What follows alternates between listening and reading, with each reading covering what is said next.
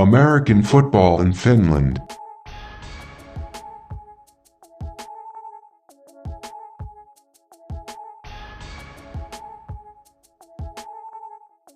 The voice in your ears is Perfect Pervis, and this is American Football in Finland. Today, I'm joined by my co-hosts, Coach Q and Chris Green. What's going on, fellas? What's going on? We back. Yo, what's good? What's good? The AFF podcast is available on Spotify, Apple Podcasts, Google Play, Podbean, YouTube, and wherever you listen to your podcasts. The American Football in Finland podcast is now available on more than 30 different platforms. Wherever you listen, be sure to rate us. Anything less than 5 stars will tell us that you are a hater.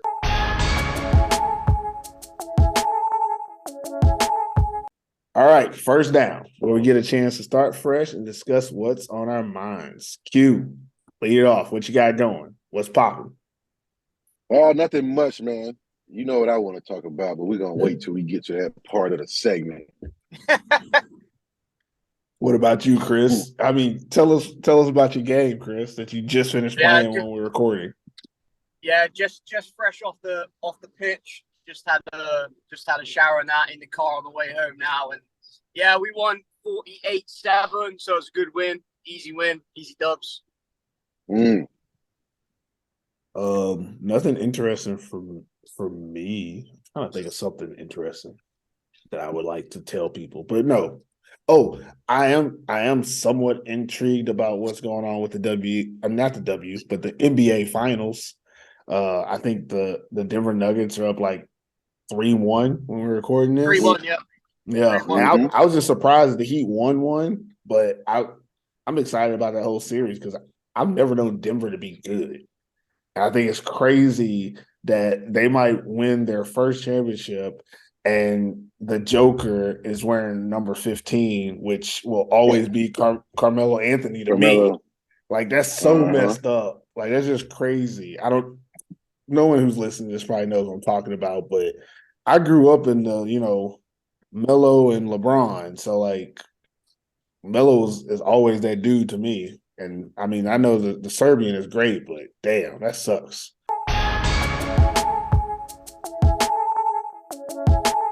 The players of the week have been announced on our social media earlier this week. But, of course, we got to get into it. And first guy we got is our offensive player of the week. And it's interesting that this guy's offensive player of the week because I don't think he usually gets – it's taken so long for him to get it this season, and he's been great every week. He's played every week. But it's Christian Powell, running back of the Seinäjoki Crocodiles.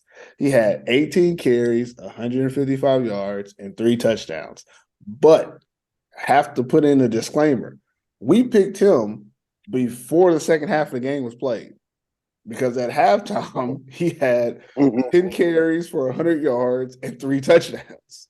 And they were already winning by enough to, I don't watch the second half of the game, but he had done enough. And his totals rounded it out.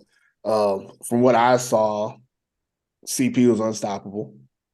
Crusaders had nothing for him. Shout out to Curtis Slater. I seen him try to tackle him a couple times. And that told me all I needed to know when someone like Curtis Slater just can't slow him down. And they didn't really have anybody that could on that defense, so it made sense. And he had his way. I also feel like he didn't have to play that much, and he was just too fresh. Like, I would hate to play a fresh Christian Powell ever. Like, normally by like the second quarter, you didn't hit him a couple of times. He's, had to work hard. He didn't even have, he might not have broke a sweat in this game. He might not even wash his jersey. He might just put it back in the pile and be like, I'll wear that next week. All right. But what were you guys thought on CP's performance this week? I thought it was pretty good. CP being CP, being averaging, I think, a few yards, about 4 yards carry probably. He didn't look like he really was giving it his all. I mean, he ran hard, but you could tell that the defense, obviously, he wasn't afraid of that defense. So he was doing CP things, man. They on the roll right now. The Crocs on the roll, and they're rolling because he's on the roll. Whitehead doesn't have to do anything really, but the bare minimum, and they're going to win the game. And that's what happens when you got CP and he's getting those type of yards and having that type of effect on offense. Defensive player of the week is Aaron Bryant, linebacker from Porvoo Butchers. Dude came in on his first game. I don't know how long he's been in Finland. He couldn't have been more than a week, right? Maybe a week and a half. I don't know. No, couldn't be more than a week. Couldn't be more than a week. He's been in Finland, and he had 8 tackles, 4 tackles for a loss, 3 sacks, and 2 forced fumbles. To say he was active would be an understatement. Wearing the number 1 jersey, they just, put a new name patch on the back, and he just went to work. I think having him play linebacker was probably the best move for this defense as a whole, because he kind of made up that space that was really the hole in their defense. Was at the linebacker position, they were a little bit lacking. So having him play linebacker, he was closer to the ball. He had really good speed side to side, and he made a lot of plays, a lot of tackles behind the line of scrimmage for the Butchers. He was an aggressive guy. He's built like a linebacker. He's not built like a safety. He built like a linebacker, and he played linebacker, and he was the epitome of it.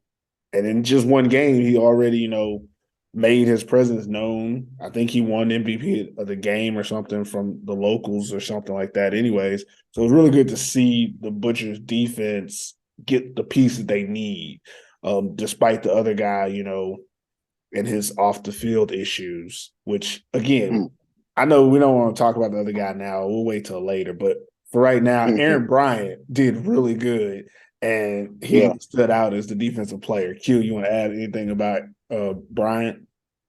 No, he was just real active. Made a lot of plays, made some impactful plays. He's exactly what they needed. Honestly, he's exactly what they needed. They needed like a leader type guy on defense that was aggressive, that can hit, and it looked good. That Butch's defense looked totally different yesterday. Totally different against them. Oh, that reminds me of another thing that I like about this guy. I love like first impressions. And Aaron Bryant, whenever he made a play, he does the the finger clicking thing with his hands, like at a poetry slam or something. I think that's so such a calm way to be, celebratory on the field. He's like, I got it. And he just starts clicking his fingers. I don't know if it has anything to do with, his peace of mind, but I love it. And I hope that he keeps it up. Chris, you got anything to add about Aaron Bryant's play this week? You both said it all. I mean, he was active. Like, this guy was balling. I'm a big fan of the celebration as well. Like, got a lot of time for that. And as you said, we don't talk about the other guy yet. We'll wait to get onto that. But yeah, great for the Butchers. I mean, he definitely helped them in that win against the Steelers. So yeah, hats off to him. If you're listening to my voice, you're now part of the AFF community. But don't be shy about supporting us. Head over to our website and order some AFF swag.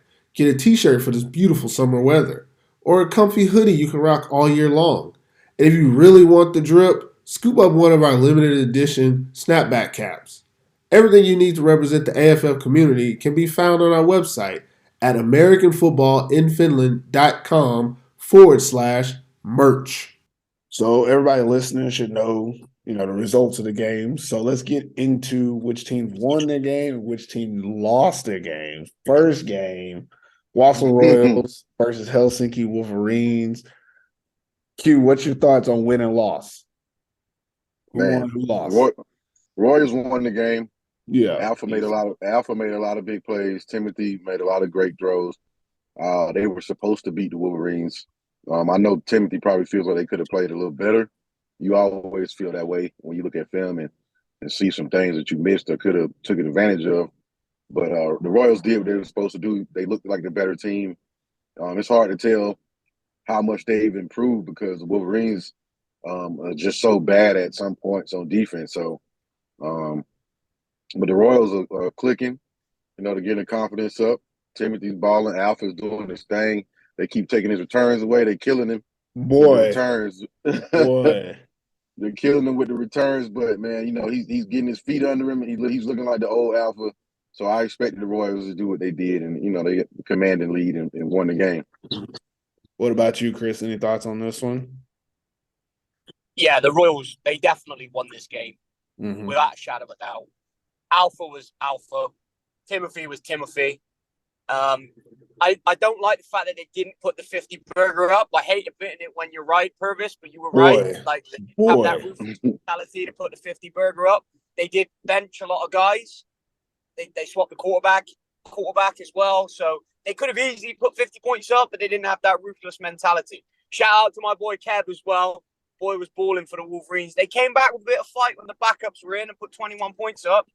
Kev out there, 2 tugs, but I know it's garbage time, and I know you'll say it don't mean anything. Yeah, I was just about to say, if you don't stop talking about the second half, like it means anything. Like, I was just thinking, I was like, I'm gonna let him talk a little bit, but I ain't gonna let him keep talking too much about this second half. Hey, Chris is a real friend, man. He shot his boy, even though he getting beat.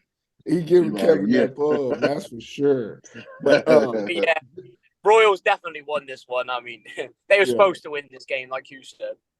Just to add on there, this was, one of them halftime games. I love halftime games on days I don't have to watch the whole game, but it was 32-0 at half. And yes, I am upset that there was no 50 burger because it don't make sense. Like, you got 32 and you take your foot off, and I understand and I get it 100%. You want your guys to get reps. You want to work on certain things. You put in the backup quarterback. I mean, let them get some shine and whatnot. But here's my reasoning. I feel like if anyone is out there listening, your team gets in this situation, you're up 30-something at half. Look at that second half and realize that it's more than just one game in the season. At the end of the season, all these teams and all these players and stuff are going to be coming at us when we put out our all Finland list. They're going to be thought like, well, these stats are here. What about these stats and stuff? If you don't want stats to be like a hindrance, get your stats up. The Wolverines are that team. Get your stats up. Like, if you have a bad game, like we're talking about the Royals, your first game of the season, it was bad. It kind of sets you backwards stat-wise. Like, Timothy should be leading the league in some stuff, but he's not because that first game wasn't great.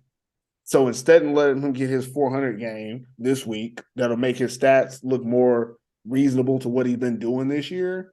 He only got 200-some yards because he took him out at halftime. Same thing with Alpha. It took Alpha a couple of weeks to start getting his games to look like they should look. And when you have a game like this where you know you can put up 50 on the Wolverines and you don't bring out your starters in the second half, you're doing a disservice to players who have to play in those tough games when their stats aren't going to look great, but they're going to give you everything they got. This is when they're supposed to get their flowers. This is the type of game that you tell the other team, stop us. Not we're going to stop us. There's no mercy rule. There's no running clock in the Maple League. And that by default means you got to stop the opponents. And you're actually making it more difficult for that team that you're playing against by taking it so easy on them in the second half because they expect that. We said this going into the season, with the Wolverines roster, they're going to just try to hang on in games. And that's what letting them do. Teams are letting it look closer than it was, letting them score them 21 points in the fourth quarter.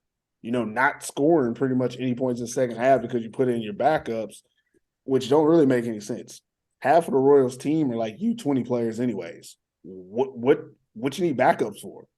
Like, it's just juniors playing anyways. So I still don't understand that. I won't get too much into it. The Royals won. Y'all played great.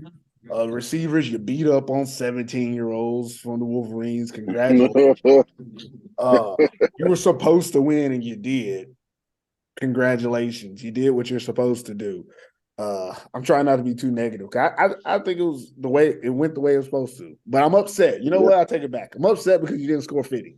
If you had scored 50, I'd be nicer. But I got one good thing to say about the Royals, though. I like the blue jerseys. I think they look better than the white jerseys. If you look at just the jersey part, because that chrome number, it don't look that good on white, I guess because of reflections. But on that blue, it's icy. But the pants suck. They got it. They need, like, those I don't even know what color those pants are, but I wouldn't say they're gold. They're like bronze. Bronze. Bronze. They're like 1960 pants. Yeah, like old NFL school. pants. Yeah, like the Old colors school just pants. and that it don't look good with the blue at all. I don't think it really looked good with the white either. I just don't understand why they don't just get a blue or white pants. Like if they had blue pants, their whole uniform All would be white. fire. Blue fire. Yeah. I know white They is had tough. white pants. I know white is tough because you don't want to have to clean them and stuff. So I understand if you get blue pants, but the gold pants, like they're just trying to keep that whole like crown thing going with the gold color, but you're forcing it. I think red, white, and blue is fine. You don't have to have gold in there too, but whatever. I did like the blue jerseys though. And last thing I want to talk about with this game, unless y'all guys have something to add, is I think the Wolverines offense is getting better every week. Agreed. I like from the first game that we saw, they're just getting better. In this game, they just weren't good enough when the Royals really tried on defense. Whenever the Royals would throw in a stunt or bring pressure and bring more than what they can handle, they fold like a napkin. Like it is what it is. But when the Royals defense was just playing base defense, the Wolverines were having success. They were doing what they wanted to do. They just because they could compete. They weren't like overpowering them, but they were putting the ball in places. There were plenty of times, speaking of Chris's guy, Kevin Adams, catching passes on like 4th down and 11. Like they had him 3 and out, and then he would run and get like 15, 16 yards on a pass. And I'm like, how is that possible if this defense is any good? And I don't think the defense is that good. I just think that they're just more talented than who they play. And that's one thing that I saw from the Wolverines where if they had more talent, they could have competed in this game. Because they had a couple good drives. I'm gonna talk about what I saw in their first drives in the first half. Again, I don't care about the second half. I know they scored some points, but that don't really count. We all know what it was. First drive, Wolverines had the ball for 7 minutes, 55 seconds, 14 plays, 63 yards, couldn't score. No points. They took off all that time, drove down the field, weren't able to finish. It wasn't because they couldn't figure out ways to move the ball. They just didn't have enough. They're right on the precipice. They're an import away, type of situation. Like as good, they're not saying as good as they are, but as good as they could play, their ceiling is just lower than everyone else's in the Maple League. Like if they play perfect, that's their best drive. 8-minute drive, 60 yards, no points. And then after that, the next 3 drives they have a 3 and out, they gain 0 yards. Another 3 and out where they lost 14 yards. And then they have a 2-play and then a fumble where they lose 6 yards total. So they don't do anything after that. And that's when the Royals started, bringing pressure and physically just showing that they're a better team. And then the last drive they had before the half, 2.5 minutes, 14 plays, another long drive, 43 yards. But again, they don't get points. And I think they tried a field goal that wasn't even close. I think that's what happened on that last drive. So what I saw from the Wolverines was a team that scheme-wise, I think they can hang. So give some credit to that coaching staff. A lot of those guys spending their first time in the Maple League. But talent-wise, they're just limited. And I don't think it's the quarterback position. I think Rasmus has done really good.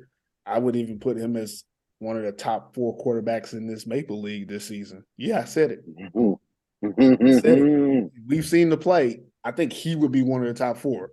One of those players where if you put more around him, he probably could be better. But, he's running for his life, and he's very composed back there. But, again, the team they didn't load up on talent. They didn't get enough talent. Kevin Adams shows up, and now he's getting 9 catches, 150 yards a game. No offense to Kevin, but that's a number 2 receiver guy. Like he shouldn't be your team's number 1 receiver, but he is because of what they have.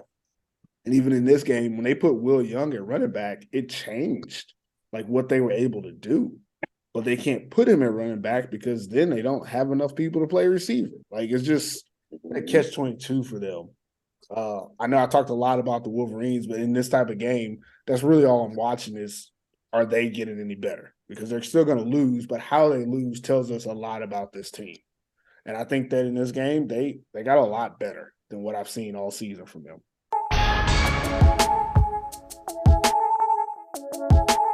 All right, so the next game was Porvoo Butchers versus the Kuopio Steelers.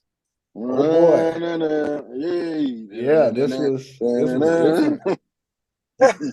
Oh man, I do want to say it was 14-6 at half, but there's a lot to unpackage here. So, Q, you lead it off. What are your thoughts on this one? Kuopio Steelers.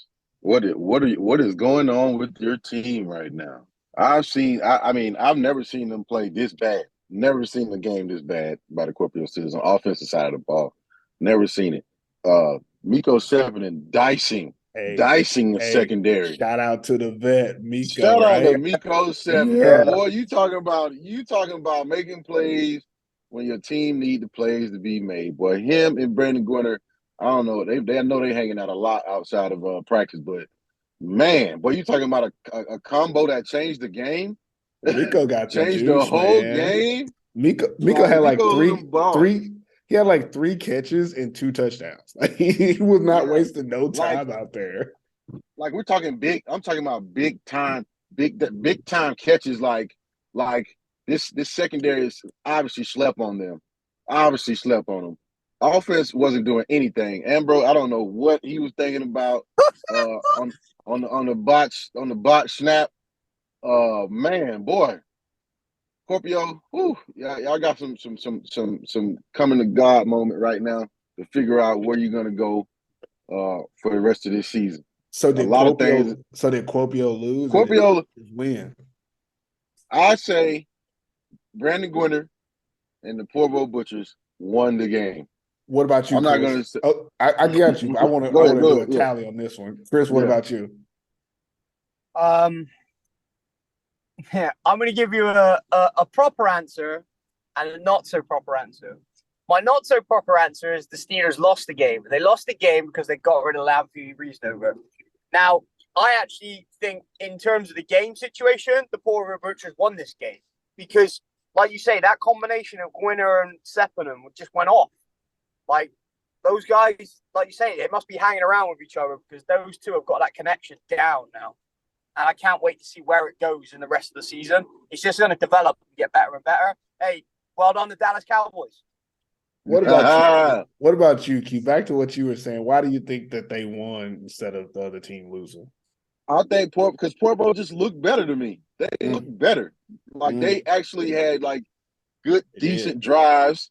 Gwinner knew when to run. He knew not to force certain throws. But when he did, he went big and he went to Miko and they hit him every time. And it was like Kuopio didn't have an answer for it. Let me tell you why both of y'all are wrong. All right? Look, you got to bear with me, guys. Steelers lost this game in the first quarter. First of all, Steelers had the ball inside the red zone 3 times in the first quarter and only came away with 6 points. Only scored on the 3rd one. Now, how did they get the ball 3 times in the red zone in the first quarter? Because the Dallas Cowboys tried to give it away. Now, respect to Brandon Gwinner and Miko 7 coming in hard and, dominated. After they got up 14-6, they did dominate. The second half of the game, they definitely dominated. But in that first quarter, opening play, let's not forget, opening play, fumble. Now, they fumble. The Steelers get the ball in the red zone and don't score. That doesn't happen with the Steelers team that we're accustomed to seeing. Actually, that don't happen with any regular good team in the Maple League, any playoff team. You don't give a team the ball in the red zone, they don't know how to score. And the reason they don't know how to score is because they're relying on Ambro. He actually threw a touchdown pass to Vincent McDonald that got called back. Like, that's just how they game went for the Steelers.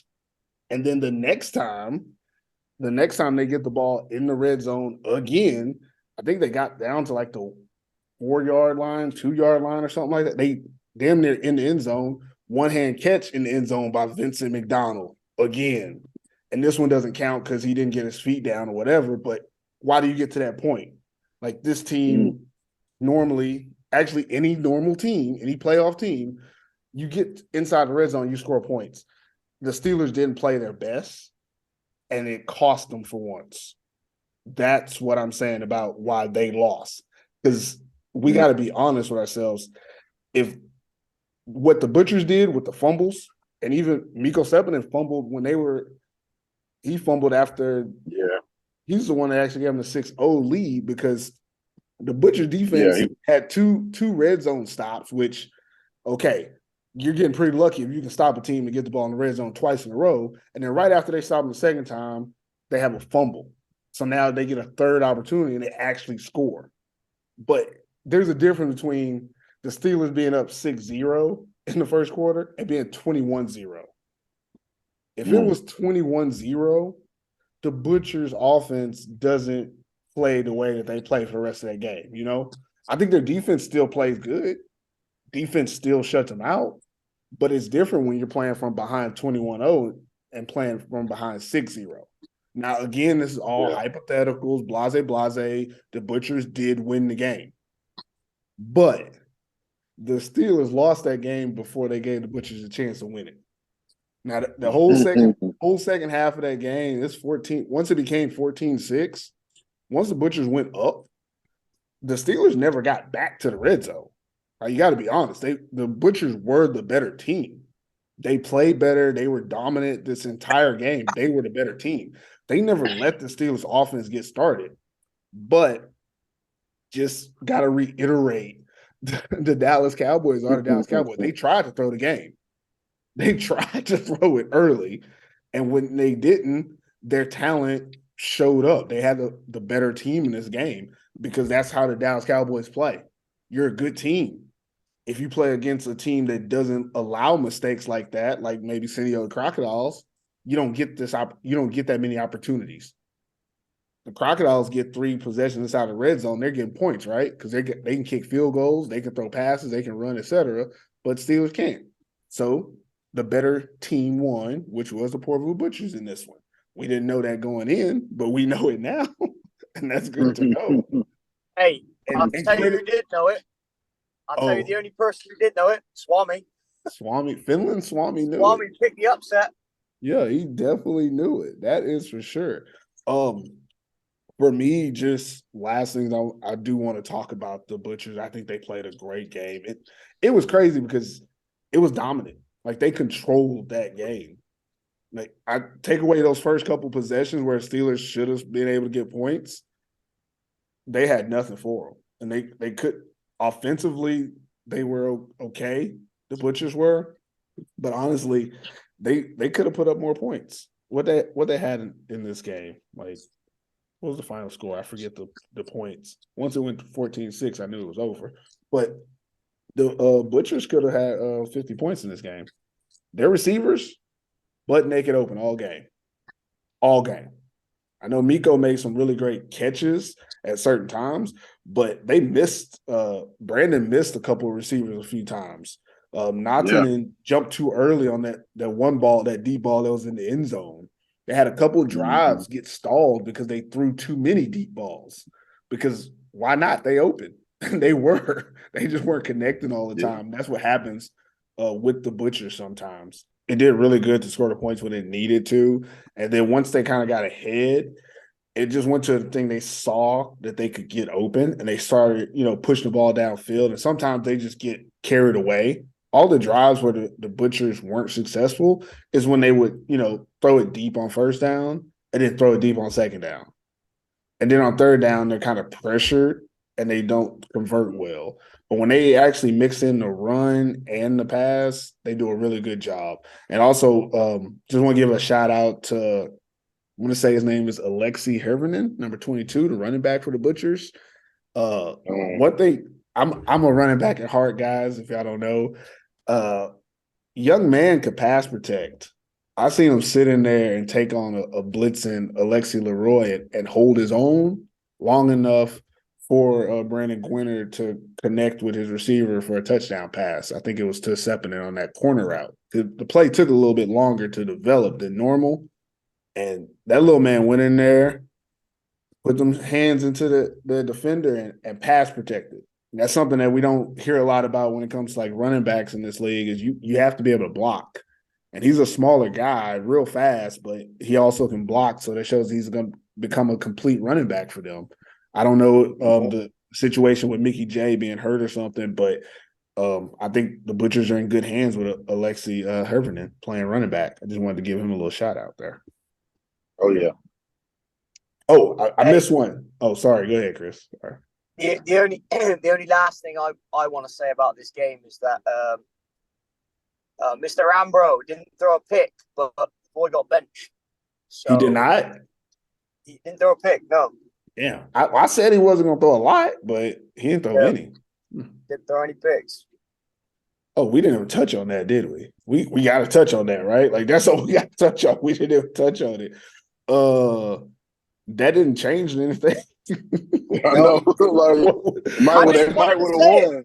I just want to say out, but the boy got benched as well. He got benched. Yeah, but I'm saying, like, I get that he got benched, but it's one of those things where it's like, if you're gonna bench him, I mean, that was probably the worst time, and it didn't make any lick of difference. You didn't put in someone that was gonna like. It makes sense if you put in like a different type of quarterback or something. Yeah. Like you put in a quarterback that runs a lot, or you put in a quarterback that can chuck it 80 yards. But you put in a quarterback that pretty much did exactly what he would have done in the same situations. Agreed. Like no offense, but if you don't have anything better, you go with the guy you wanted from the beginning. That's not a change that you do in the middle of the game. Like if you really felt like, okay, we want to move on, then you let him finish his game. Honestly, I don't have anything against Ambro personally, but I felt like personally that's kind of it's a dick move. That's the only way I can say it. It's a dick move to do him like that in this game. In a game where he wasn't the reason they were losing. Finally, he was not the reason their offense wasn't good. Like now you decide to take him out when he wasn't the issue. It just baffles me a little bit. He was not the issue. That offense was not moving at all. It wasn't just him. He took a lot of sacks. He took a lot of sacks too, and towards the end of the third quarter. I mean, what was that third quarter? He took a lot of sacks. So I think his confidence maybe was shot. So if anything, the coach pulled him. He pulled him because he's seen his confidence was shot. That makes sense. So he's like, all right, your day over. Your day over. We already before it got losing, worse. but your day over. I got a question for you guys. Yeah. Okay. If you were in charge of the Steelers now, right, after that game, are you going to go and get another import? And if you are you going to get a quarterback or running back? Getting a running back. I'm getting another running back, or I'm getting another receiver, and going like 4 and 5 wide, getting rid of this tight end set and stuff, and start slinging it. Because at this point, in my opinion, we've talked about it offline. Steelers are halfway to the playoffs. You got 3 wins. You need 6 to get in. Like that's the bare minimum. So you're halfway there. Depending on what you want to do. Defensively, there are some issues, and you're going to give up points against the better teams. But offensively, you kind of have a system. Bringing in a new quarterback, he has to adjust to your system, or you have to change your system. I think that they want Ambro to be the guy. They've shown that every game except for this one, and even after what Q says, even in this one, by protecting him and not leaving him out there. But if he's throwing 30, 40-something passes a game, he got a feel for the game. He makes decent decisions. I think he physically isn't up to the task, but putting in someone else, you have to go back to the mental and physical side when really, if you bring in a running back, you just bring in someone that could do a little bit better than what Isaac Marshall and Noah Choate and the new guy Casper Baker all did together. You bring in one import that can do all that, and then you're right back to where you were. Maybe not as good as Lee Anthony Reasonable because he's been in the system, but you can bring in an American running back, and that alleviates the pressure for Ambrose so that you can get back to what you originally wanted.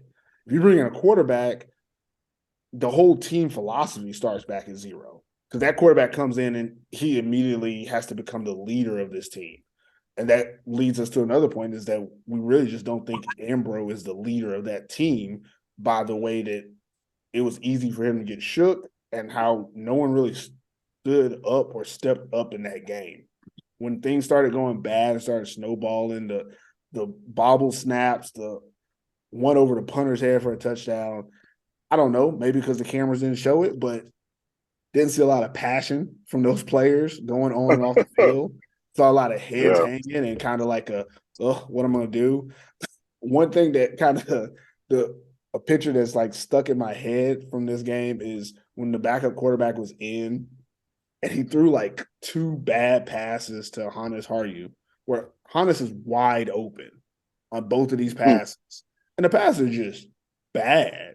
And Hannes just like puts his head down, walks aside. Like, what else can I do besides be open? And it's just one of those things like, I think Ambrose probably could have completed those passes, or maybe he would not have completed them, but it would not have made a difference on this team. Like, it didn't make anyone feel worse or better about their situation. They just kind of accept it. And I think that's something that's bigger than their actual talent, scheme, players, whatever they have going on. The biggest issue I think that the Corvée Steelers have this year is lack of leadership. No one is taking ownership for their losses. There's no one, showing visibly. There's something to be said about visibly. I know they're probably having meetings and people are talking, but talk is cheap. What you do says a lot. The only person I see with any passion is Leroy, and even his passion has simmered down, in my opinion, since watching them play from the beginning of the season to now. Like you can see it. There might be a locker room situation. I don't personally know, but I wouldn't change it. I think I answered your question too long, Chris. I'm sorry. Y'all know I can talk. I definitely understand that part. I wouldn't change the quarterback. Not at this point. Now, if he came in this game and threw another 3 interceptions, then I'd say something different. Because at a point, you're starting to be a liability more than you helping us. Like if you throw in 3 interceptions, you technically need to throw 6 touchdowns to make up for it. But that's not happening. So I think he had a game like this. Now let's see the type of person he is. Let's see if he comes back up, rejuvenates and get a win in the next game. So, but I do think if they add a running back, he has an immediate effect on Ambrose and his stress level and his game management. You can hand the ball off and you'll get the same results. Like you said, it might not be the same as Reasonover, but I'm sure that Porvoo is usually good at picking running backs. So they can slide pretty much anybody in there with that can play, and they're going to get some positive stuff from it. So I think you keep Ambrose, but maybe bring in another running back. Yeah. I got one last thing. I know we always talk so long on Steelers and Roosters, but oh well. But last flowers I want to give is for the Butchers cornerback Emily Hassanen, number 32 cornerback, young kid. I'm not sure how old he is. I think he's like a U20, U17 maybe or something for East City Giants. And they brought him up for this game, put him opposite of Mikko Seppänen. I wrote that down in my notes immediately. They had a little kid out there opposite of Mikko Seppänen, and he held his own. I think he had like 3 or 4 tackles. He's the one that recovered the touchdown in the back of the end zone that the snap that went over the head. So he got a touchdown. I think it was his first Maple League game. He played really well. Yeah, he played really well. I wrote him down as a note. He's on my list of maybe second team, maybe honorable mention for our all Finland list. I'm keeping a list in case people don't know. I have a list of like over 70 players. But shout out to Emily because you played good, man, in your first game, and welcome to the Maple League. Hope to see you more. He's able to hold it down. They don't have to be great. You can give up a couple plays, but if you're not a liability, for the Butchers, their secondary is okay. If he's not a liability, they're going to be all right. And I think he's capable. He showed it in this game, in my opinion, because a lot of times he was on Hunter's Haryu. I mean, nobody really can stop Vincent McDonald, as you can see. He's like 8 feet tall. But when he needs to do stuff, he made good plays. So just wanted to give that last shout out before we move on. Oh, and they still Dallas Cowboys. Calling all youth skills players, quarterbacks, receivers, running backs, linebackers, cornerbacks, and safeties. If you were born between 2009 and 2003, this midsummer is your opportunity to shine. We'll be hosting our annual AFF Nordic Challenge 7 vs 7 tournament in Helsinki on June 21st. Top performers will be selected to join the AFF Team Revo 7v7 travel team that will be competing internationally in the autumn season. Team Revo will also play for the European Championship in the spring of 2024. Due to field availability, registration will close once we meet the maximum number of participants. So head over to our website and sign up today. Registration can be completed at americanfootballinfinland.com/Nordic-challenge. So last game of the weekend was the Sunday game, which we're actually recording right after that game, about an hour after the game's over. UNC Crusaders took on the Seinäjoki Crocodiles. I want to say that the final score was much closer than the game was, if I'm not mistaken. Right? What was the final score? Like 42-34? Yeah. Which reminds me again, God damn it, people. Give me my 50 burger when I asked for it. Yeah. It was 28-7 at half. And I was like, oh, shoot. They're up, but they're not up by like a lot. I mean, it's still 21 skunk. Like for me, I didn't take notes in the second half because it was still 28-7. I watched it occasionally, but pretty much it was over. And in the second half, the Crocodiles, they started the third quarter with a touchdown. They started the third quarter with a kickoff return touchdown. And I was like, oh, they're going to get to 50. Like, it's nothing. And then after they scored that, they had like 30-something. And then the next possession they scored a touchdown. No, a matter of fact, it wasn't a possession. They blocked the punt. Normally I don't talk about second half, but again, they blocked a punt. Eric Irvin picked it up and scored a touchdown. So it was 42-7 after 2 possessions in the third quarter. And I'm like, all you got to do is score one more time. One more time. Eric trying to be a defensive player. Eric trying to be I ain't going to say defensive player of the year, but he trying to do something. Player of the year. He going for it all. He's saying, I'm going to get interceptions. I'm going to return kicks. I'm going to block punts. But again, they could have scored 50 easy. They had 42 like in the middle of the third quarter and didn't score anymore for the rest of the half. But that's neither here nor there. Let's get back to the question. Win or loss? Q, what do you think? Was it a win or a loss? I think Crocs won. Crocs won the game. Better team. Powell was doing pretty much what he wanted to do. I think what happens in most games when you go up, sometimes some teams let off or they just kind of back off a little bit and not realizing that the guys on the other side are still playing. And with the talent that they have at UNC, you can see how the score ended up being what it was at the end because, they can make plays. They obviously started the game with no quarterback, had RJ playing quarterback, so you kind of behind the 8 ball. You're just trying to get some hits where you can. But that puts a strain on your offense when you have to put your best receiver pretty much at quarterback. So I think UNC would be pleased with this game because it's hard. It's really hard going into a game without having a quarterback, honestly. Somebody that plays every week, not just this week in practice. So Crocs won the game. I'll just cut it off to there. I'll take it then. Obviously, Crocs won. I don't think the Crusaders really had a chance. I agree with what you said. Like when you have a quarterback who's not a quarterback, I mean, what are you really trying to do? But I was excited to see RJ a quarterback. When I seen him, first of all, when I seen him wear number 3 in his jersey, I was like, That's weird. But I just assume they Yeah. don't have the 8 in the home because the running back was wearing number 4. Seth was wearing number 4. So I feel like they just didn't have the right jerseys for the home jerseys or whatever. But then when I was like, he might be playing quarterback. And then I see him line up out there. I was like, oh, shoot. I agree with you, though. I feel like I want to talk about Crusaders, then talk about the Crocodiles so I can finish on a good note. So if I talk about the Crusaders first, I agree with you. I think that they saw a lot of good things in this. I don't know what the situation is with the quarterback, but we've already said that they need to get rid of that quarterback. I know he was on the sideline, so I guess maybe it was an injury or something. I don't care. If you want to put him at receiver or something, I think they stick with this. I think they showed in this game that with the formula and these players and these positions, they can have success. Maybe they can't beat the Crocodiles, but from what I saw, that offense can score against a lot of teams because their talent is undeniable, but that Crocodiles defense is also undeniable, like undefeatable.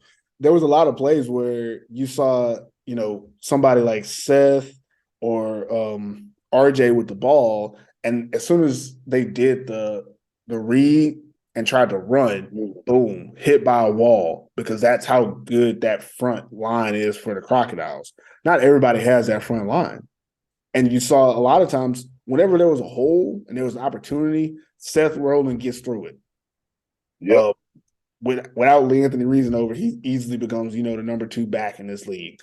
Might even, I'd be lying if I say he's number 1, but he definitely a 1A or a 1B or whatever you want to call it. He's right there behind Christian Powell because he does a little bit more than just running for his team. But he's super effective. Even in this game, you saw their offensive line can't block. Like, it is what it is. They don't block. They just kind of stand in the way. But he's so fast and makes decisions so quickly, he's able to find holes before they're there, and the defense isn't fast enough to get to him. You saw a lot of times the linebackers for the Crocodiles are very athletic guys. But Yuhani, Sadao, and I want to say number 14. I always can't remember his name. But all 3 of those linebackers are very athletic. They missed him so many times. Like, if he didn't get held up at the line and he was able to get to the second or third level, a lot of times you see those guys reaching and then someone coming from behind or from another angle and making the tackle. So he's able to get past that first level of defenders if he can get started. So his offensive line just has to stay in there. And what they did that I really liked was they just got the ball to the playmakers. RJ Long, Seth Rowland, Curtis Slater, Andy Vera, the other Spanish guy playing receiver sometimes, number 20, Hellet, his name, all their imports. They just made sure they all got the ball. And what you saw was their imports are better than their competition. They all made plays at the ball. The only problem they had was that RJ can't throw. No offense. Sorry, RJ. But he could throw like a 2-yard slant, but one time Curtis Slater opened in the back of the end zone. And the ball it's not a quarterback throw. And he wasn't able to make it. So that's the only thing that held him back. And even in this game, that first drive, they took 9 minutes off the clock. It was a 9-minute, 16-play drive that went 71 yards that ended with a touchdown pass to Slater on a slant. And that's how they started the game after the interception, after the first pass for the first play. But it was just indicative of what they could do if they put it all together on a consistent basis. I think, again, in this game, the issue was that they were playing the Crocodiles. Having Curtis Slater play receiver, we didn't we have him make All-Stars one year as a receiver? We know he can play offense and defense. But the issue I saw in this game was when he was on defense, there was time, like I said earlier, there was times when I feel like he would have made a tackle on Christian Powell, but Powell was fresher. I seen one time Powell scored a touchdown and Slater just wasn't fast enough. That's never a fact. I don't care what you say. That's never a fact that Slater's not fast enough. And I contribute that to fatigue. And that's what happens when you play on both sides of the ball. You get fatigued on one side or the other. And most of the time it happens on defense because you're reacting and your reactions get a little bit slower than they used to be, or you're not able to, turn left to right as quickly. On offense, it doesn't happen nearly as much because you're kind of predetermined what you're going to do and what you're not going to do. So against a team like the Crocodiles, I don't think they can hold up and do this same type of scheme. And we saw how it went. Of course, later in the game, maybe the Crocodiles put in backups. I don't know. I don't care. But in the first half, it was like watching, a D1 team in college play against a D1 AA. You can try to hang for a little while, but eventually they got too many scholarships. There's just nothing you can do about it when they got that many scholarships. So this team, though, they have so much talent that they can probably beat some teams in this league with this formula. I like it. Like I say, don't go back to whatever you thought you were going to do before. I think RJ understands what to do, and I think he has a good enough relationship with the offensive coordinator, Robert Johnson, that he can explain to him to get things done the way that they want it. And I think that's a really good thing for them. What else I got about these guys? No, that's pretty much it. I think they played well. They played well offensively, defensively. I'm trying to get Chris in here, but it keep going away. But I think defensively, there was no way they were going to win this game. They just didn't have the defense. Let me talk good about the Crocs. You got anything good you want to say about the Crocs? I'm going to talk about the Crocs now. We'll talk some good stuff. I'll say the Crocs. I mean, this not a knock or anything, but like Whitehead is probably the. I mean, he has the best situation as a quarterback right now because he doesn't get blamed. Like he won't get blamed if they lose, is what I'm saying. And it's crazy. It's just he does just enough. Like he does just enough to stay under the radar. He doesn't have any 400 or 500-yard passing games, but he's like finding a way to like do his little part, and then they win. But I could just, it's like you got to be honest with it, right? Like he is the average quarterback. Like he is the epitome of average in this league for us. Which obviously, when you're talking to me, it's more you than me. Is you want to import to make a difference, and he's not that type of guy at the quarterback position, which is tough. I kind of see what you're saying there. I thought he was going to be more of an impact type player, but he's more like a game manager, which just weird to say when you're talking about an American. Like just watching like his passing game is just not impressive. How many picks did he throw today? I think he threw like 1 or 2 picks. I know he threw 2 picks. I think it was like 1. Yeah, I seen him throw. Sometimes his passes is just it's like I'll be waiting to see the better version of him sometimes, and he doesn't really get to show it or show it. But it's like camouflages his flaws at quarterback, but then it don't really matter if you get the win. But I think at some point he's going to have to do more than what he's doing, or maybe not. I'm not sure, depending on how the other teams kind of like get better throughout the season. But I just like, can you imagine a zone read with Powell? Like a regular zone read with Powell, like their Crocs offense could be so much better than what it is. What's crazy is he can do that. Like he's a good runner. They just don't do it. That leads me to one thing that I saw in their offense was they, for some reason, like early in the game, you could tell they thought that they were. I feel like they over schemed because the Crusaders put a lot of people in the box. They had their safeties play off on the slots. So the Crocodiles were just throwing that bubble screen. They just kept throwing that bubble screen and getting like 4 or 5 yards at a time doing it. But it's like, why do you don't have to do that. Just get the ball to Powell, get your yards. But they just kept doing it.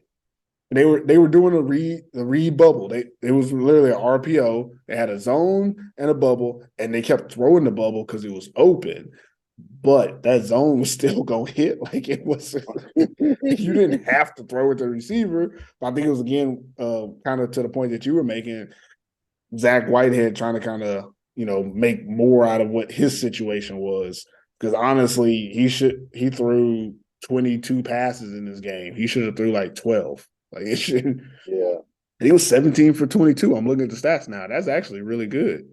Yeah, But, so like I say, he does like that's not a bad but game. again, look at all those bubbles But he it's- threw. Like he Yeah, threw a but- shit ton of bubbles. Sorry, my language, but he threw a lot of bubbles, which will inflate your completions. They're But- going to need more out of him as other teams get better. They're going to need more because you want to rely on Powell, but it's still early in the season still, and you just like you need to have another threat back there. You need to be able to hurt them throwing the ball, not just 5 and 7 yards, but down the field on a regular too. And maybe they'll adjust it, or maybe they just ain't showed us yet. But yeah, but anyway, shout out to the Crocs, man. They winning. They on the roll. Yeah, Chris, did you want to jump in? We're trying to give the Crocs a little bit of FaceTime right now. I mean, the Crocs are doing everything right this year, apart from not registering Eric Irvin at the start of the season and taking that L when they should have had it. But apart from that, they're doing everything right. Like, they've got a good team. The play calling's good. In Powell, we trust, is balling out. He's fresh. The receivers are making plays. The QB's making throws when he needs to. Their defense are getting picks. Like, Eric Irvin's getting picks all the time. Like, they just seem to be doing everything right. They look like the favorites at the moment. They're definitely the favorites. They're definitely the number one team right now. What I noticed in this game was they was quick hitting on them. I felt like the Crusaders were going to try to make drives and do all these different things to move the ball, while the Crocodiles were like, shoot, give us a couple plays. We going to score. And we going to score. And I went back and looked at like how long all their drives were in the first half. Again, don't give no Fs about the second half of this game. But out of their like 4 touchdowns, which Christian Powell had 3 of them, the first touchdown, it took them 2.5 minutes, 2 minutes, 22 seconds. Second drive, 1 minute, 45 seconds. Third drive was 5 minutes. So that was like a actual drive that they had to go. But then the next one, when they scored their 4th touchdown, it was 59 seconds. I think it was like 1 or 2 plays. They were efficient. And even when we were talking about Zach Whitehead's stats earlier, 17 for 22, they were efficient and got the job done. Now, in the second half, I think they screwed the pooch offensively by not getting the damn 50 burger. But in the first half, the real part of the game that you really set the tone, they just came out and just said, hey, we got it. We got the juice. Crocs got the juice. Shout out to Eric Irvin with what he had an interception on the very first play. He probably should send RJ Long a gift basket or something for that, because that was a gimme if I ever seen one. But then that block and touchdown, that was a play. Like, that was a play right there. So he's a turnover machine. That's like 3 blocks this season for him. He's like the honey badger right now. He's like the honey badger for them. Eric Irvin is balling for the Crocodiles. Yeah. Like, yeah, that's a good situation. That's a good situation. He might have found a home. He might have found a home. Yeah. I mean, ask Zach Whitehead. Ask Christian Powell. They'll keep you. They will keep you. Yeah. But congratulations to the Crocs. American football in Finland.